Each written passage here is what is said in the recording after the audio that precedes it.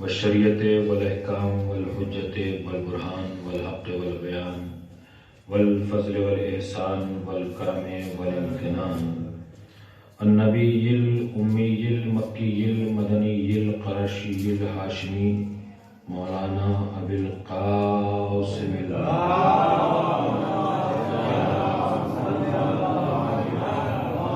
وعلى بيته الطيبين الطاهرين المعصومين المظلومين ومن يومنا هذا إلى قيام يوم الدين.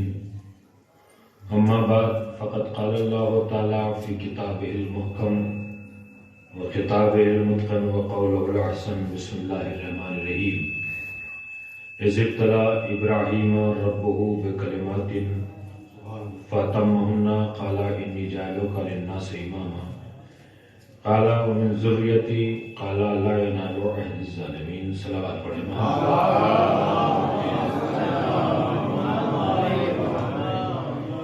بارے دیگر بابا سے بلند صلوات پڑھیں.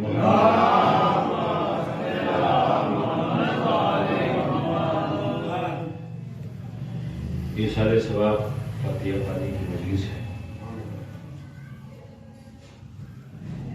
مولانا حیدر مہدی صاحب جو ابھی فرما رہے تھے یقیناً عدیم الفرصتی نہیں، مجبوری کے سبب میں حاصل نہیں ہو سکا تھا. تدفین میں پھر سویب میں نے آنے کی بہت کوشش کی مگر تاخیر ہوتی چلی گئی.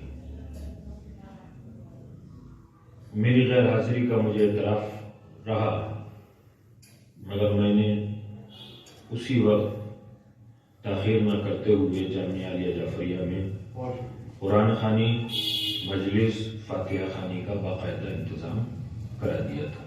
یہ میری ذمہ داری تھی اور انہی کے والد محترم کے لیے میں نے بالخصوص رات کے 9 بجے سے 9:30 بجے تک آدھا گھنٹے بغیر کسی اجرت بغیر کسی موضوع کے دوسرے مومنین کے لیے بھی مسلسل روزانہ آن لائن قرآن خوانی فاتحہ مجلس کا پروگرام کرایا. جو ہمارے درمیان سے چلا جاتا ہے اس کے لیے ہم صرف ایصال ثواب کر سکتے ہیں اور کچھ اور نہیں پہنچا سکتے. اسی ایصال ثواب کے لیے قرآن مجید کی جس آئے وافی ہدایہ کو آپ حضرات کی ذوق سماعت کے حوالے کیا. ارشاد رب العزت ہو رہا ہے کہ اذ ابتلی ابراہیم ربہ بکلمات. خالق کائنات نے اذ ابتلی ابراہیم جب جناب ابراہیم کا امتحان لیا. اذ ابتلی ابراہیم ربہ اس کے رب نے بے کلمات کلمات کے ذریعے سے. قرآن مجید کی ایک ایک آیت اور ایک ایک لفظ معجزہ ہے اور معجز نما ہے. آیات قرآنی میں سورت ہائے قرآنی میں اور قرآن کے الفاظ میں کوئی کمی نہیں ہو سکتی. ہماری فکر ہماری سوچ ہمارے تدبر ہمارے تفکر میں کمی ہو سکتی ہے قرآن میں کوئی کمی، اور نہ ہی قرآن مجید میں کوئی تبدیلی واقع ہو سکتی ہے. عالم دین مولوی حافظ قاری آیت اللہ مرجع وقت مفتی اعظم بھی قرآن مجید کی کسی آیت میں تغیر اور تبدیلی نہیں کر سکتا. اور میں یہ بات مجھے آگے کو نہیں کہنی چاہیے لیکن میں پھر بھی قرآن مجید اللہ کا کلام ہے. اس قرآن مجید کے صدقے میں قرآن مجیدی کے لیے اللہ کے کلام کی وجہ سے حکم الہی کے مطابق یہ بھی ہے کہ کوئی نبی پیغمبر امام قرآن مجید کی آیت میں تبدیلی نہیں کر سکتا ہے.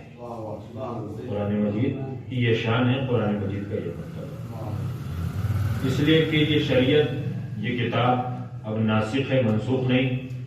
جو شریعتیں منسوخ تھیں جو کتابیں منسوخ تھیں وہ نبی سے پہلے منسوخ ہو گئی، اور جو ناسخ ہے وہ قرآن مجید ہے اور شریعت محمد ہے. صلوات پڑھتے ہیں محمد.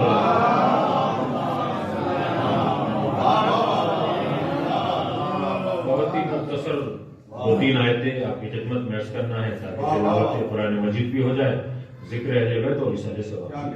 یہی ایصال ثواب کا مقصد.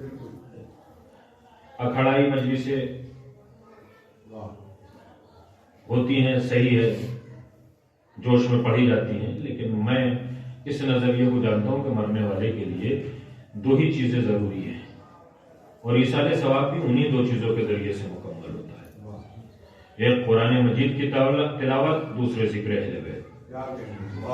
اب آپ اس کو قرآن مجید میں دیکھیں گے تو قرآن مجید میں بھی آیت موجود ہے، ارشاد ہوتا ہے بسم اللہ الرحمن الرحیم قد جاکم من اللہ نور و کتاب مبین، بتحقیق اللہ کی جانب سے تمہارے پاس کتاب آئی ہے اور نور مبین آیا ہے۔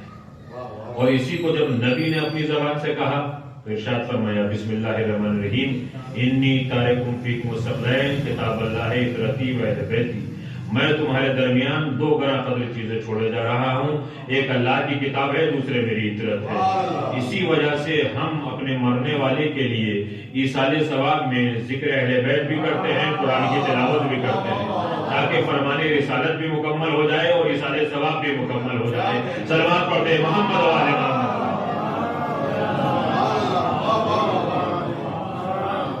اذ ابتلی ابراہیم ربہ بکلمات فتمہن، جب خالق کائنات نے اس کے رب نے اس کا امتحان لیا کلمات کے ذریعے سے۔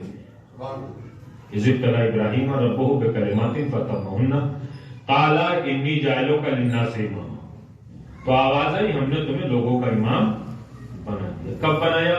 جب امتحان لینے والا اللہ ہے، امتحان دینے والا خلیل خدا حضرت ابراہیم ہے، جو نبی بھی ہیں، پیغمبر بھی ہیں، صاحب معجزہ بھی ہیں، تاج الانبیاء بھی ہیں، معمار کعبہ بھی ہیں، بہت سی صفتیں ہیں جناب ابراہیم کی، مگر قرآن مجید کی یہ آیت شاہد ہے کہ اذ ابتلی ابراہیم ربہ بکلمات فتمہن قال انی جاعلک للناس اماما، اے میرے خلیل، خلیل کے معنی دوست ہے، دوست سے دوست کہہ رہے ہیں میرے خلیل، اے میرے دوست، جب تو امتحان میں کامیاب ہو گیا تو میں نے تجھے لوگوں کا امام بنا دیا۔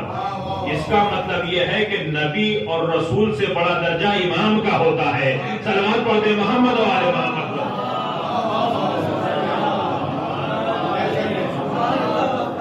امام کا درجہ نبی اور رسول اور پیغمبر سے بڑا ہوتا ہے۔ اور امام کے لفظ کی تعریف ایک یہ بھی ہے کہ امام کون ہوتا ہے جسے اللہ امام بناتا ہے؟ مسجد کا امام نہیں، شاہی مسجد کا امام نہیں، ہماری قوم کا امام نہیں، قائد ملت نہیں، بلکہ جسے اللہ امام بناتا ہے، منصب امامت دیتا ہے، الیکشن کی بنیاد پر نہیں کہ لوگ ووٹ دیں تو امام بن جائے، لوگ جمع ہو جائیں تو امام بن جائے، بلکہ جسے اللہ امام بناتا ہے اس کی شان یہ ہوتی ہے کہ اگر امام جس مقام پہ کھڑا ہوا ہے اور اس کی نگاہ سامنے کو ہے تو ہم یہ دیکھ رہے ہیں کہ اس کی نگاہیں سامنے کو ہے، مگر امام کی شان یہ ہے کہ اگر نگاہیں سامنے کو ہیں تو وہ سامنے بھی اتنا ہی دیکھتا ہے، پیچھا بھی اتنا ہی دیکھتا ہے، دائیں بھی اتنا ہی دیکھتا ہے، بائیں بھی اتنا ہی دیکھتا ہے، زمین کی گہرائیوں میں بھی اتنا ہی دیکھتا ہے، آسمان کی بلندیوں میں بھی اتنا ہی دیکھتا ہے، اور یہیں تک نہیں، علم ظاہر بھی دیکھتا ہے اور علم غیب بھی دیکھتا ہے۔ امام کی شان یہ ہوتی ہے۔ صلوات پڑھتے ہیں محمد و آل محمد۔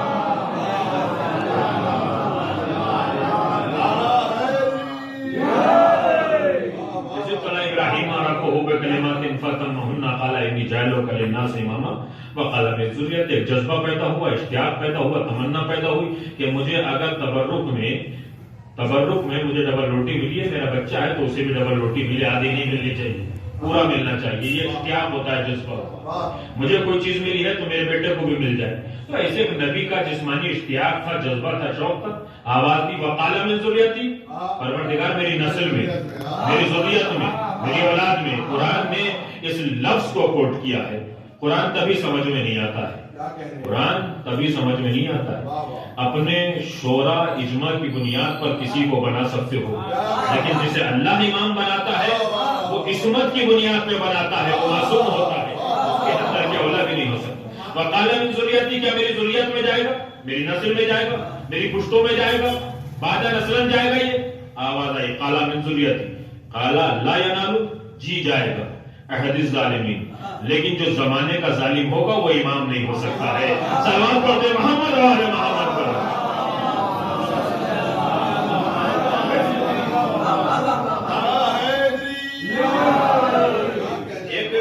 ایک نبی اور ایک اللہ کی یہ گفتگو ہے اس آیت میں۔ انہوں نے اپنی خواہش لائی، ادھر سے آواز آئی جائے گا، مگر جو ظالم ہوگا وہ امام نہیں ہو سکتا ہے۔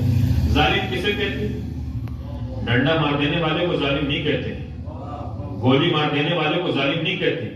اگر اہل لغت سے، اہل علم سے ظالم کی ظلم کی تعریف پوچھیں تو ظلم کی تعریف یہ ہے کہ جو چیز جس جگہ کے حق رکھتی ہے اسے وہاں سے ہٹا کے اس کے غیر معقول جگہ پہ رکھ دیا جائے، یہ ظلم ہے۔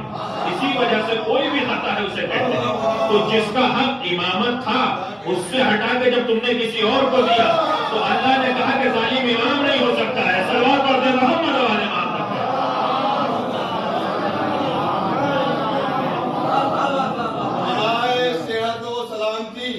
مولانا کوکب مصطفیٰ صاحب قبلہ عابدی بآواز بلند نعرہ صلوات۔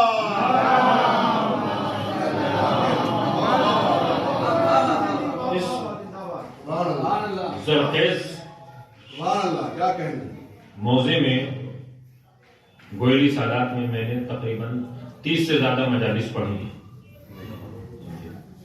اور میں بھی یہاں کے ایک بہت بڑے عالم دین، یہاں بڑی بڑی شخصیتیں گزری ہیں، کتابت میں بھی اور علم میں، کتابت میں بھی علم میں، اور آگے کو بھی انشاءاللہ جیسے جیسے عمر بڑھتی جاتی ہے ویسے ویسے علم میں اضافہ ہوتا جاتا ہے، تو پیدا ہوتے رہتے ہیں، کوشش کرنی چاہیے۔ مولانا محمد طاہر صاحب آج بڑی بڑی شخصیتیں ان کے علم کے سامنے پوچھیں۔ بلائے بلندی درجات آیت اللہ محمد طاہر صاحب قبلہ بآواز بلند نعرہ صلوات۔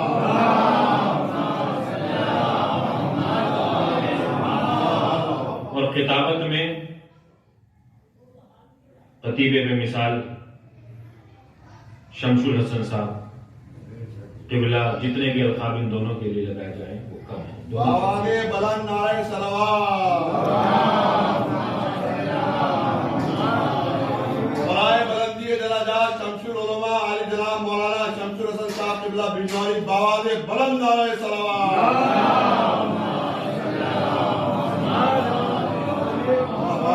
دونوں جید عالم بھی تھے، جید خطیب بھی تھے، دونوں جید عالم بھی تھے، جید خطیب بھی تھے، اور جنہیں گوئلی سادات کی بات نہیں کر رہا، جو علم کا شہر کہلاتا ہے لکھنؤ، اس نے بھی ان دونوں کا لوہا مانا ہے۔ یہ وہ شخصیت ہے۔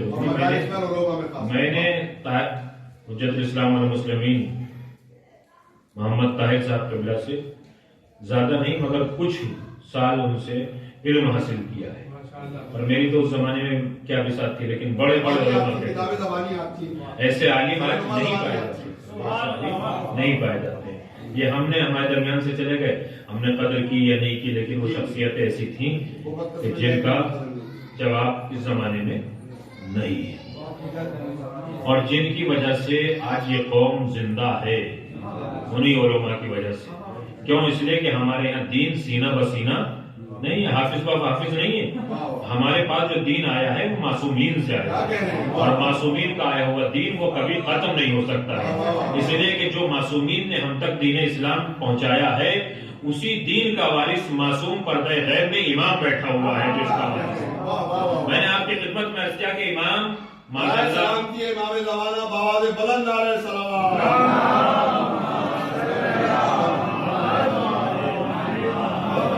امام ظالم نہیں ہو سکتا ہے، اور کوئی ظالم امام نہیں ہو سکتا ہے، دونوں لفظ ہیں، کوئی بھی ظالم امام نہیں ہو سکتا ہے، اور امام ظالم نہیں ہو سکتا ہے۔ امام کوئی ظلم نہیں کرے گا، جو امام ظلم کر دے وہ امام ہی نہیں ہوگا، اور جو ظلم کر دے وہ امام عدل الہی کا تقاضا ہے، اس لیے کہ لوح محفوظ پر لکھی ہوئی باتیں جو قانون الہی ہیں وہ عصمت کی بنیاد پہ بنتی ہیں، لکھی جاتی ہیں، تو کوئی معصوم کوئی امام ظالم نہیں ہو سکتا، اور کوئی ظالم امام نہیں ہو سکتا۔ لوگ کہتے ہیں کہ علی کی امامت سمجھ میں نہیں آتی، تو جن کی سمجھ میں پہلا امام نہیں آتا، اگر ان کی سمجھ میں ان کے سامنے 12 کے 12 آ جائیں تو ان کا عالم کیا ہوگا؟ میں آپ کی خدمت میں صرف چند آیتیں پیش کروں گا، اس کے بعد رکھتے مسائل۔ سورہ یوسف قرآن مجید کا بہت ہی مشہور و معروف سورہ، اور جناب یوسف جناب آدم سے لے کر آخری نبی تک حسن کے میدان میں سب سے حسین پیغمبر کہلاتے ہیں جناب یوسف، اور جناب یوسف کی ایک شان اور ہے، صف انبیاء میں جناب یوسف کی کہ جناب یوسف خود نبی ہے، جناب یوسف کے والد جناب یعقوب نبی ہے، جناب یعقوب کے والد جناب اسحاق نبی ہے، جناب اسحاق کے والد جناب ابراہیم نبی ہے، جناب ابراہیم کے 2 بیٹے جناب اسماعیل جناب اسحاق، ایک نسل جناب اسماعیل سے، ایک نسل جناب اسحاق سے، جناب اسحاق سے جناب یعقوب، جناب یعقوب سے جناب یوسف۔ مسلسل علماء دین لکھتے ہیں، کتابوں میں لکھا ہوا ہے، تفسیر میں لکھا ہوا ہے کہ مسلسل اگر کہیں 4 نبی پیدا ہوئے ہیں تو وہ صرف جناب یوسف ہیں، جناب یعقوب ہیں، جناب اسحاق ہیں، جناب ابراہیم ہیں۔ نسلوں میں نبی پیدا ہوئے لیکن مسلسل یہ 4 نبی پیدا ہوئے ہیں، جناب ابراہیم نبی، جناب اسحاق نبی، جناب یعقوب نبی، جناب یوسف نبی۔ اس حسین پیغمبر کے نام کے اوپر سورہ ہے سورہ یوسف۔ اس سورہ یوسف کی ایک آیت آپ کی خدمت میں عرض کر رہا ہوں، توجہ چاہوں گا اس آیت کے اوپر۔ بسم اللہ الرحمن الرحیم۔ اس قال یوسف لأبیہ یا ابت انی رأیت احد عشر کوكبا والشمس والقمر رأیتهم لی ساجدین۔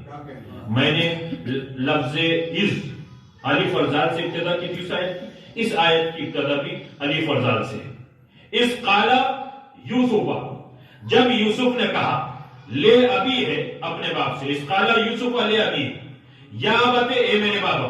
ایک نبی سے کہہ رہا ہے، جناب یوسف جناب یعقوب سے کہہ رہے ہیں، اس قال یوسف لے ابی ہے یا ابت انی رأیتو، میں نے دیکھا ہے، احد عشر 11 کو، وہ 11 کیا ہے؟ کوكبا ستاروں کو۔ اس قال یوسف لأبیہ یا ابت انی رأیت احد عشر کوكبا، میں نے دیکھا ہے 11 ستاروں کو بابا جان، ایک چاند کو دیکھا ہے، ایک سورج کو دیکھا ہے۔ اس قال یوسف لأبیہ یا ابت انی رأیت احد عشر کوكبا۔ قرآن طاق میں رکھا ہوا ہے، وہ لعنت کر رہا ہے کہ تیری سمجھ میں علی کی امامت نہیں آتی، جن کی سمجھ میں امامت علی بن ابی طالب نہیں آتی وہ لعنت کر رہا ہے۔ اس قال یوسف لأبیہ یا ابت انی رأیت احد عشر کوكبا والشمس والقمر رأیتهم للساجدین۔ یہ سارے کے سارے مجھے سجدہ کر رہے ہیں۔ دیکھا کس نے؟ جناب یوسف نے۔ بیان کس سے کیا؟